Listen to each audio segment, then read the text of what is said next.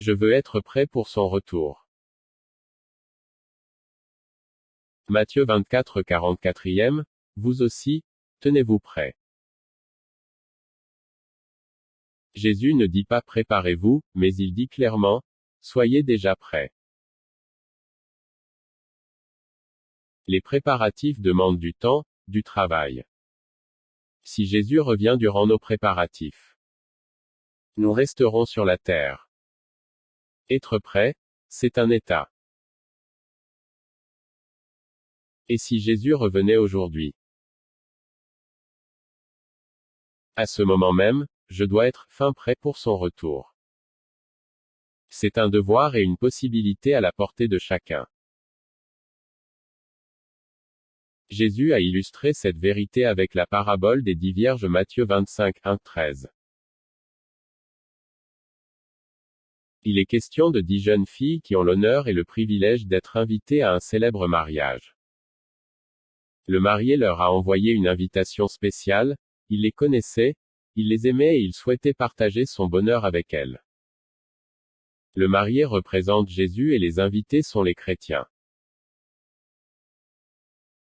Tous les enfants de Dieu, nés de nouveau, sont invités aux noces de l'agneau.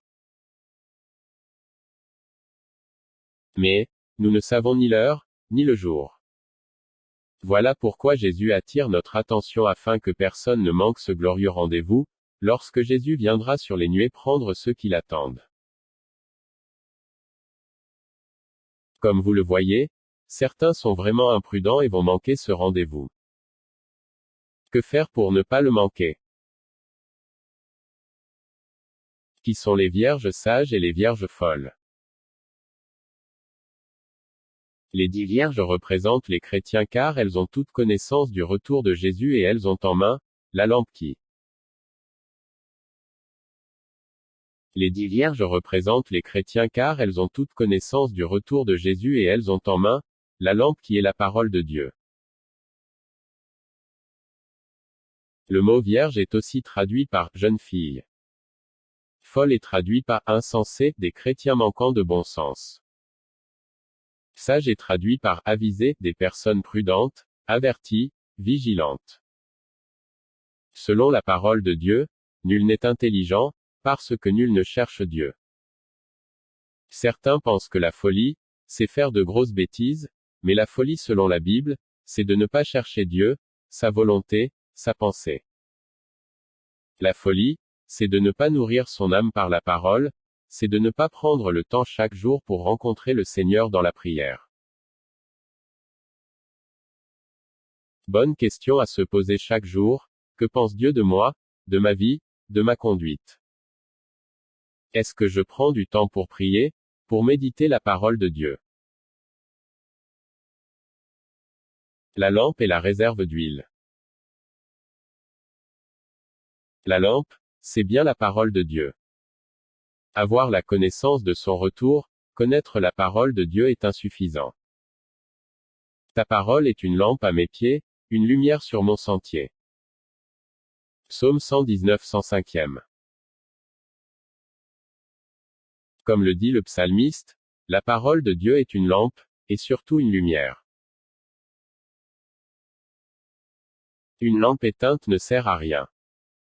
La parole a été écrite par des hommes inspirés par l'Esprit Saint. Si nous voulons que la parole éclaire notre vie, il nous faut l'aide du Saint-Esprit. Les vierges sages l'ont bien compris. Elles prirent en plus de la lampe, un réserve d'huile. Elles étaient plus chargées, les deux mains étaient occupées, la lampe dans une main et la réserve d'huile dans l'autre main. Dieu attend des chrétiens engagés à 100%, non à 50%. Un fait gravissime pour un chrétien, tu as abandonné ton premier amour, souviens-toi, repens-toi. Sinon j'ôterai le chandelier, la lampe Apocalypse 2 4,5. Si la flamme de notre amour n'est pas alimentée par l'Esprit Saint qui va nous pousser à prier, à faire des œuvres, à marcher dans la fidélité à Dieu, alors cette flamme va s'éteindre. Comment se procurer une réserve d'huile? La grossière erreur des vierges folles. Donnez-nous de votre huile. Ce n'est pas un homme, ni même une église, ni une dénomination qui peut vous donner l'huile nécessaire. Il y a eu des hommes remplis de Dieu dans des temps difficiles et stériles. Élie, Daniel et ses amis, ils savaient comme Daniel se tenir devant Dieu en priant 3 fois par jour. Ce qu'il faut apprendre, c'est qu'il y a un prix à payer pour suivre Jésus, qu'il se charge de sa croix et qu'il me suive. Marc 8 34e Il y a des choses du monde, vaines et inutiles auxquelles il faut renoncer à cause du royaume de Dieu. Suivre Jésus, cela prend notre temps, nos forces, notre argent. Achetez-en pour vous. Il faut un prix pour entretenir sa vie spirituelle, du temps pour lire sa Bible, pour prier, du temps pour servir Dieu, évangéliser, visiter les malades. Faire des œuvres humanitaires est-ce la solution? Il est bien dit achetez-en pour vous.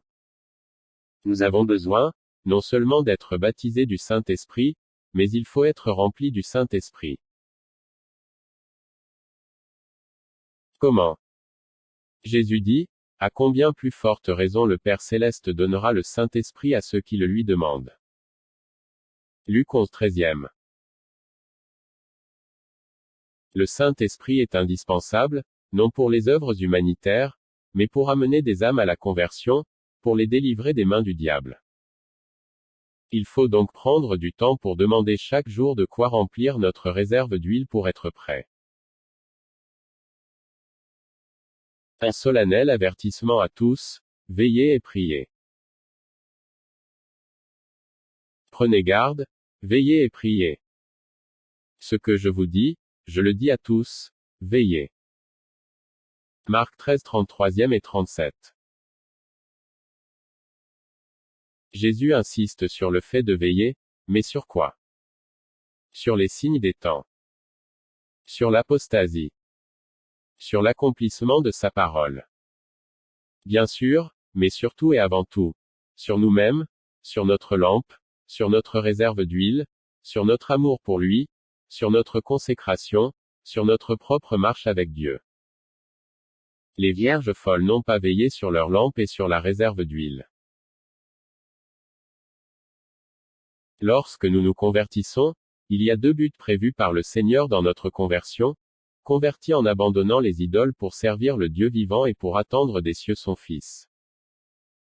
1 Thessaloniciens 1, 9, 10. Idoles pour servir le Dieu vivant et pour attendre des cieux son Fils. 1 Thessaloniciens 1, 9, 10 Les 2 buts de notre vie nouvelle avec Dieu, le servir et attendre son retour.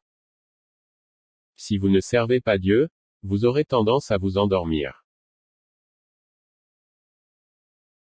L'activité nous empêche de sommeiller.